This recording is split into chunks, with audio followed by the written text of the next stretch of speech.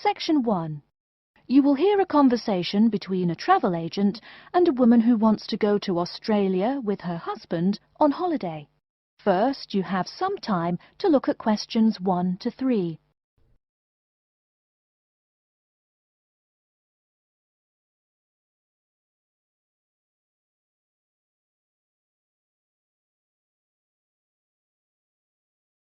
You will see that there is an example which has been done for you. On this occasion only, the conversation relating to this will be played first. Good morning. I've been looking at your holidays to Australia in your brochure. I'm thinking of going during the second half of next month. Good morning. As you can see from our brochure, we offer a wide variety of packages to various destinations in Australia. Is there anything in particular that interests you? The woman says that she has been looking at the holidays to Australia in the brochure, so brochure has been written in the space. Now we shall begin. You should answer the questions as you listen, because you will not hear the recording a second time. Listen carefully and answer questions 1 to 3. Good morning. I've been looking at your holidays to Australia in your brochure. I'm thinking of going during the second half of next month. Good morning. As you can see from our brochure, we offer a wide variety of packages to various destinations in Australia. Is there anything in particular that interests you? Yes, my husband and I are very interested in the holidays in the outback. These holidays are becoming increasingly popular. Would you like to arrange flights and accommodation with us, or just accommodation? Can you arrange flights from Sydney? Certainly. OK, flights and accommodation then. Right, you said that you wanted to travel next month. Which date would you prefer? I should point out that there are no daily flights available, so if you have a flexible itinerary, that's better. Well, we arrive in Sydney on the 15th of April, and we were thinking of travelling to the outback on the 18th of August. April. OK, there's only one flight from Sydney to Alice Springs on the 18th, so I'll book you on that. It leaves at 10 in the morning, which is quite convenient. Shall I book 2 seats for you? Yes, please. As for your stay in the outback, you can see from the brochure that we offer 3 packages: budget, standard and luxury. The budget package is about $500 Australian dollars, the standard package is about $700 and the luxury one is approximately $1,000, though it does depend on exactly what you would like regarding extras. Which one would you prefer? Well, we can't decide between the budget and standard options. Well, actually, just looking at my computer here, on the date that you want to fly into Alice Springs, there is no standard accommodation available. It's fully booked, I'm afraid. That's okay. We think that the cheapest one should be fine for us. We don't mind roughing it for a few days, and we don't expect to be spending much time at our accommodations. We prefer the outdoors. Right, let's look at the room options. Before you hear the rest of the conversation, you have some time to look at questions 4 to 10.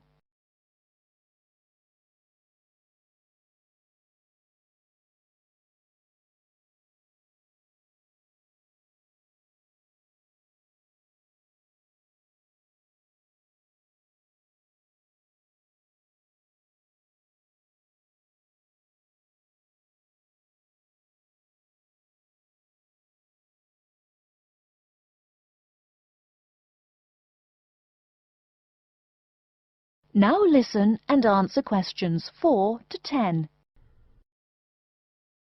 First of all, would you prefer a non-smoking room?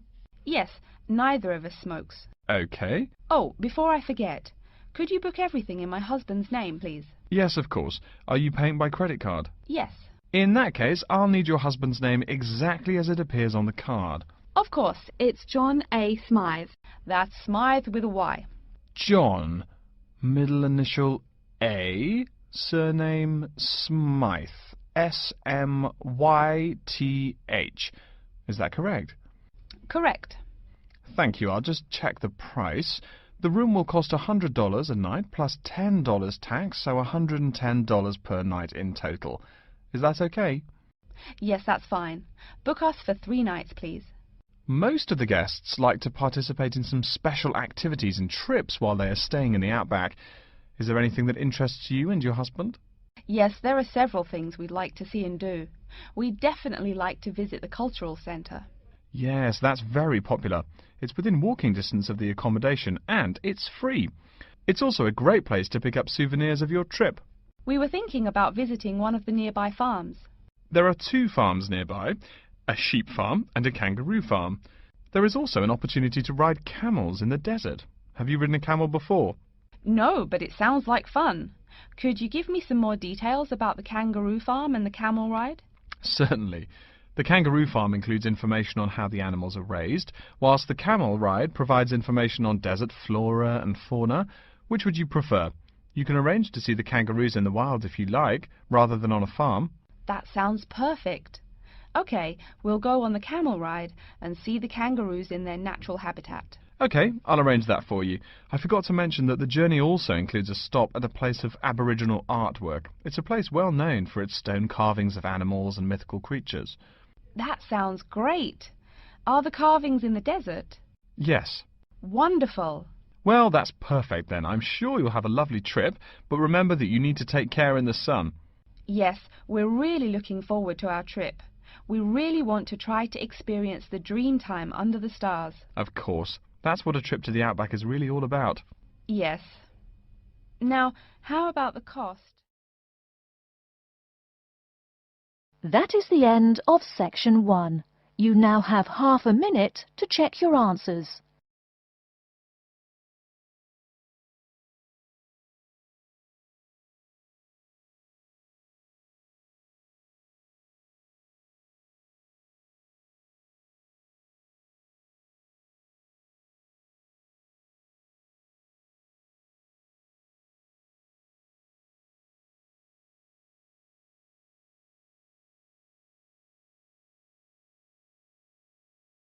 Now turn to section 2.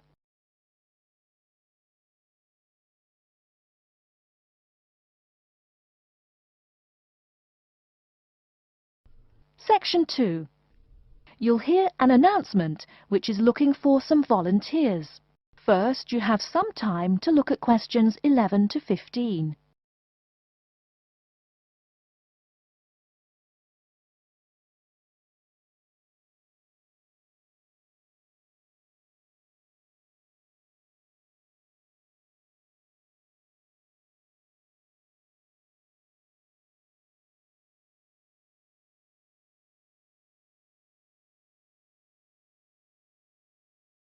Now, listen carefully and answer questions 11 to 15.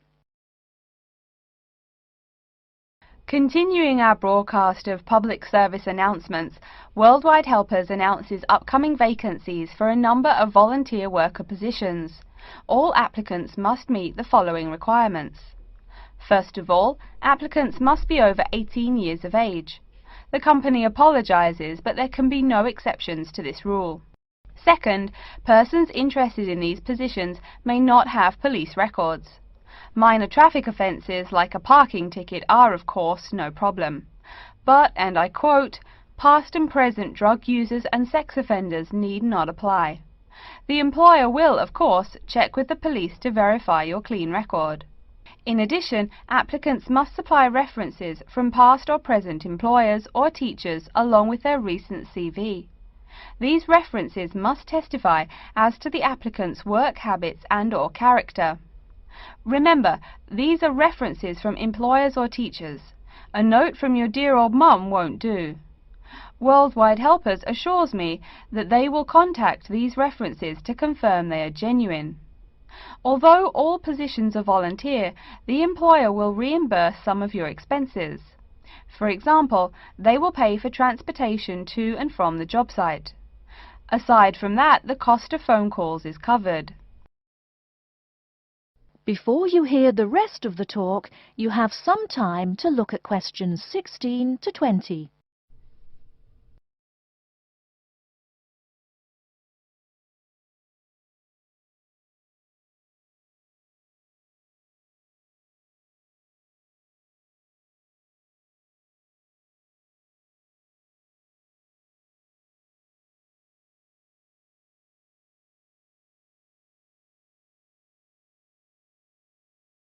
Now listen and answer questions 16 to 20. As for the positions themselves, there are three types. The first involves assisting persons confined to wheelchairs. For this position, volunteers must be physically fit and in excellent health. They must be able to lift at least 150 pounds. They should also have a current first aid certificate from the Red Cross. But the most important requirement is that the volunteer must have his own car. On Tuesday afternoons, the volunteers take their clients to various scenic spots around the city to experience and enjoy nature. If you don't drive, but you'd still like to get involved, the centre has a number of openings for people to read to the blind. Readers must, of course, read English clearly. Persons with no foreign accent are preferred. For these positions, you must be available on Monday mornings. Oh, wait, I see a note here. There is one opening for someone who can read Urdu. Apparently, there is a Pakistani blind person who'd like to hear his or her native language, but the other positions are all in English. And finally, there are a limited number of volunteers needed to care for disabled children. I'm sorry, but the information I've been given does not say how many children or what disabilities they have. In any case, you are needed to care for the children for 1 week in August. Apparently, this will be at the close of the summer holiday. I would guess this involves helping them with the routine chores of daily life. Again, volunteers for this position must know basic first aid, be in good health, and be able to lift up to 75 pounds. Okay, our next announcement is looking for someone to facilitate tiger breeding at the London Zoo. And get this, it's a strictly volunteer position. That means you don't get paid. Oh my God, I'm sorry, ladies and gentlemen, but I just have to laugh. That is the end of section 2. You now have half a minute to check your answers.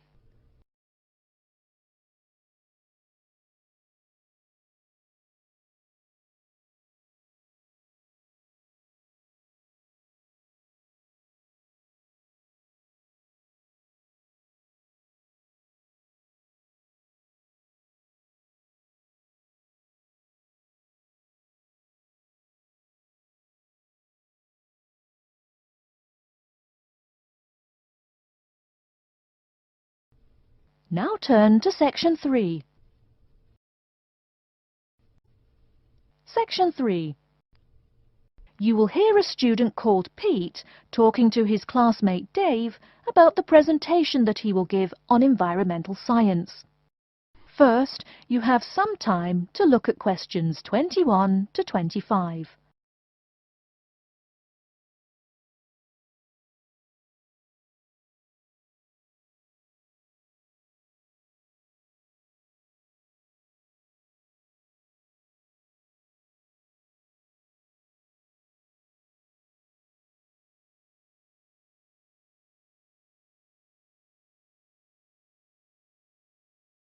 Now listen carefully and answer questions 21 to 25.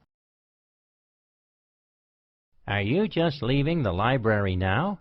I saw you get there at 8 a.m. Yeah, I've been there all day. What for? They hire a cute new librarian or something? I wish. No, it's the presentation that I will give in environmental science the day after tomorrow. What's it about? I heard you were really excited about the class. And Dr. Schnee also calls you for the arcane questions, as he calls them. It's about environmental damage in the Yucatan. Excuse me, what? Or is that where? The Yucatan. It's a state in southeast Mexico. So what's happening there? Agriculture is having a really adverse impact on the environment. There are too many farmers doing too much farming. It's really destroying the forests and ruining the soil. Deforestation is a major problem there now. How did you learn about this? I don't recall Dr. Schnee saying anything about it in lecture. Yes, but my brother went there last month. You know, to look at the old cities like the Maya Indians built. That's what first got me interested. Your brother Tom? No, Dick, Harry's twin. Anyway, he told me how few trees there were now, and how much empty ground that grows almost nothing. He said the place looked more like the desert than jungle in some parts. It brought environmental damage. So I started looking for materials in the library. Here, look at this magazine. What's in it? It's an old issue of National Geographic. It includes interviews with tourists who have been there in the past few years. It's pretty bad. See the photos? I see the photos, but one or two photos don't prove anything. Then read what the article says. Right there. The first thing it points out is how soil samples show it's hard for anything to grow there. It says how an area of 21,000 square kilometers has lost most of its forest in the past 10 years. See, there are graphs. As the number of farmers increases, the acres of forest have decreased. It's an inverse relation. Before you hear the rest of the talk, you have some time to look at questions 26 to 30.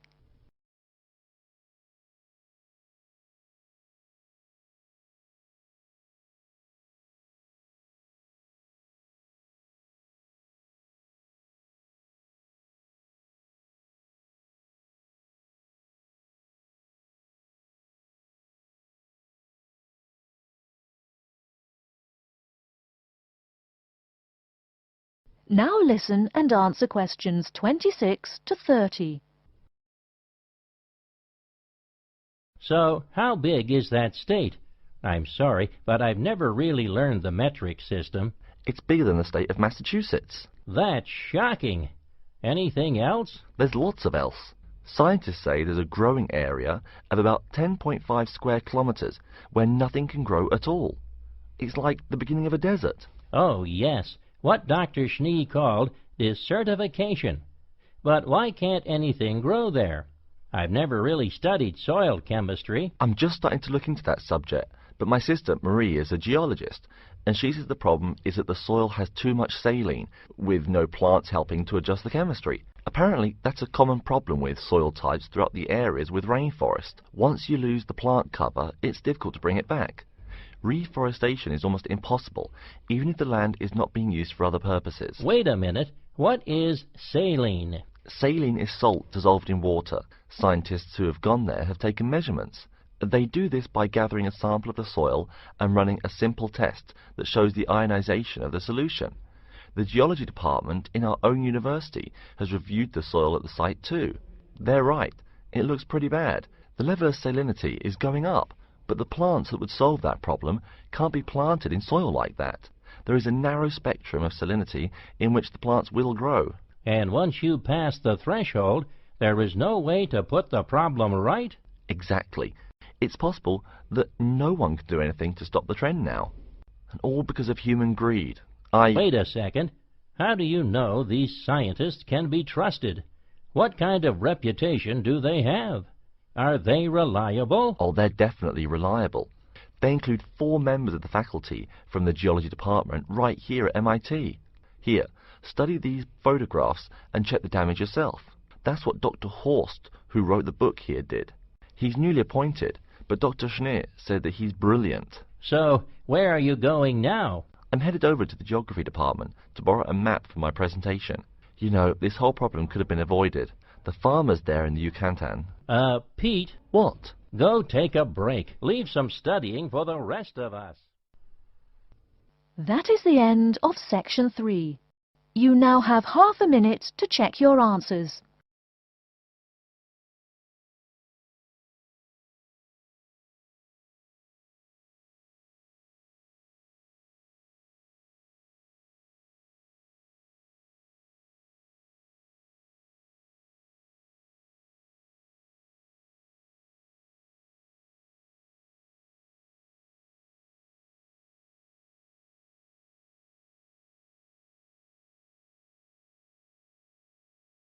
Now turn to section 4.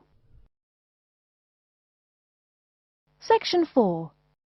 You will hear a lecture's introduction to Insect Biology 101. First, you have some time to look at questions 31 to 40.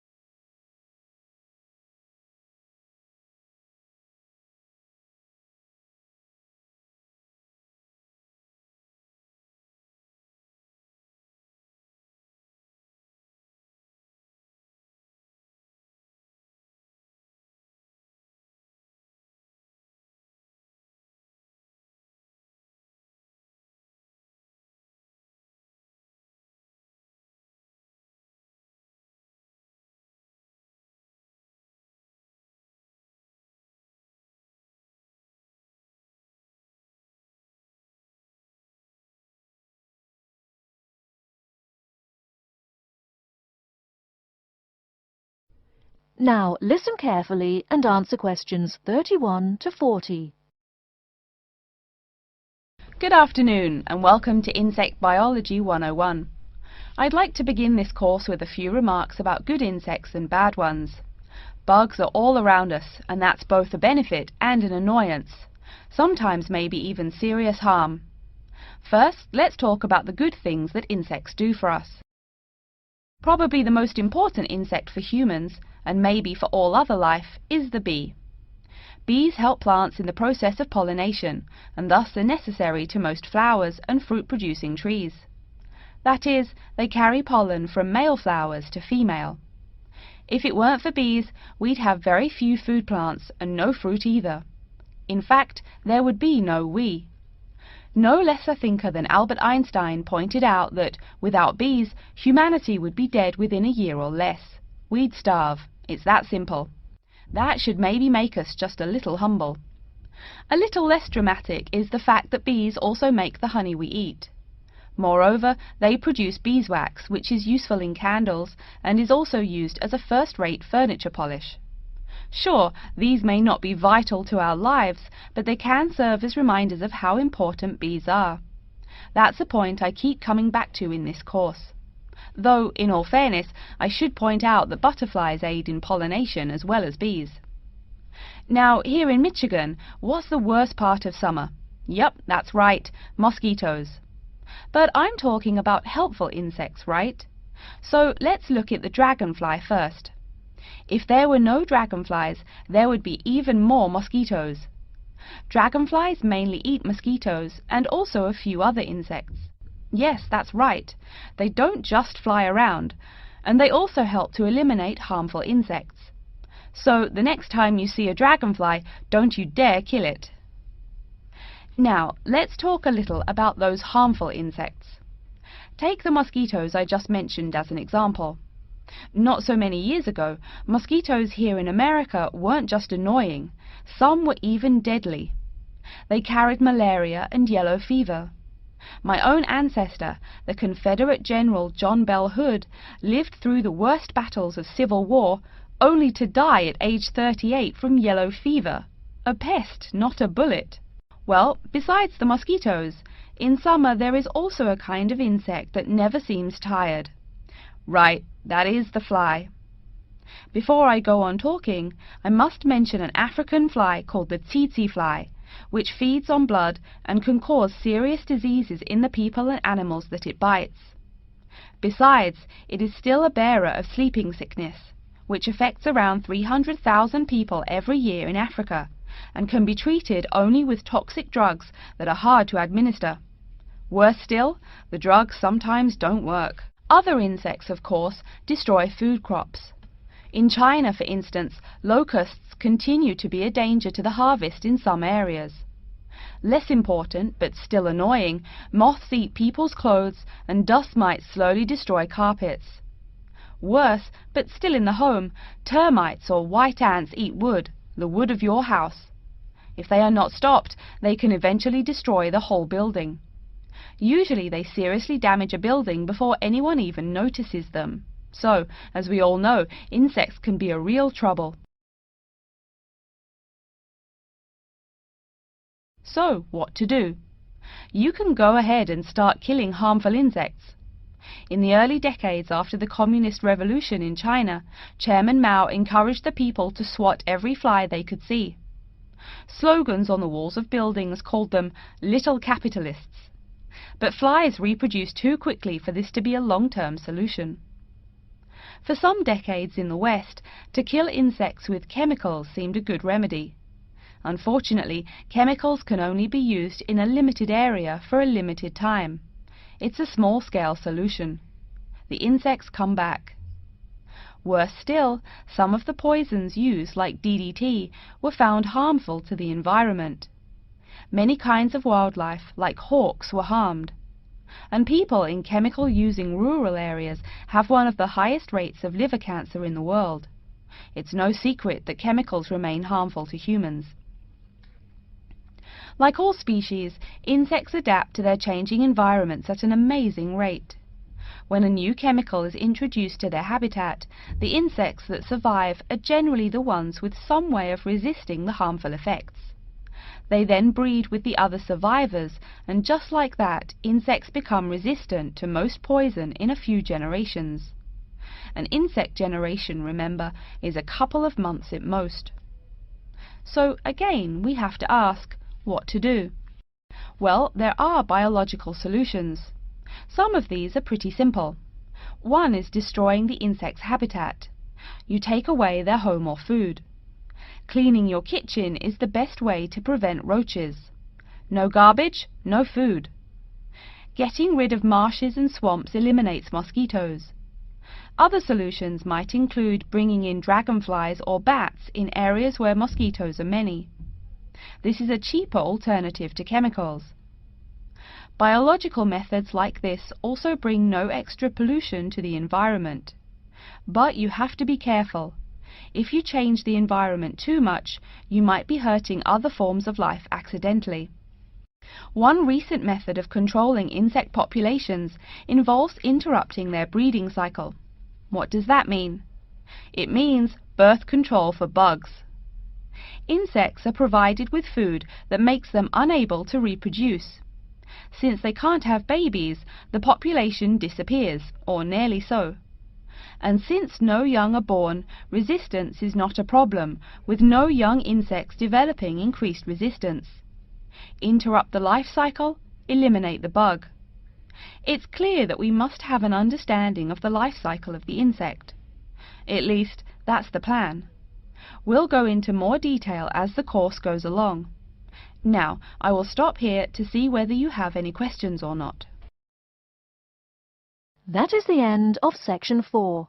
You now have half a minute to check your answers.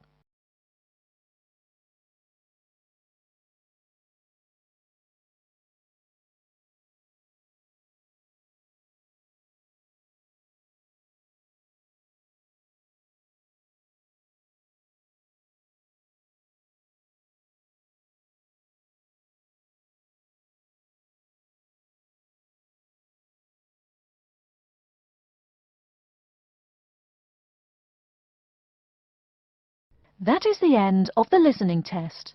In the IELTS test, you will now have 10 minutes to transfer your answers to an answer sheet.